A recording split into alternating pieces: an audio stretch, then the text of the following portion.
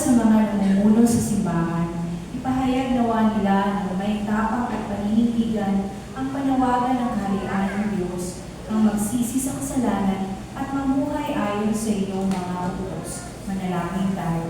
Panginoon, tingin mo kami. Para sa mga pinuno ng aming bayan, masalamin nawa nila ang diwa ng kaharian ng Diyos, ang katotohanan at pag-ibig. Makapaglingkod nawa sila ng hindi iniisip ang pansariling kapakinabangan. Manalangin tayo. Panginoon, tingin mo kami. Para sa ating lahat na dumaranas ng pagsubok, bigyan mo nawa kami ng sapat na lakas na harapin ang mga hamon sa buhay sa pamamagitan ng aming pagkapit sa salita at sa katawang nagbibigay buhay. Manalangin tayo. Panginoon, tingin mo kami.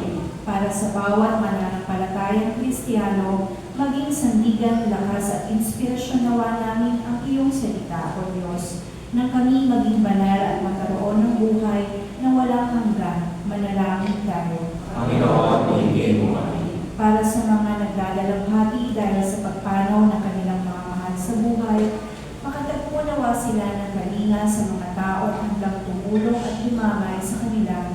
Manalangin tayo. Panginoon, tingin mo kami. Upang mamayani ang kapayapaan sa Ukraine, sa Hunilan at sa buong mundo, at ipagagya nawa ang sangkatauhan sa karanasan, kasakiman at pang-aabuso ng kapangyarihan na nagdudulot ng paghihirap at kamatayan sa marami. Manalangin tayo. Panginoon, tingin mo kami.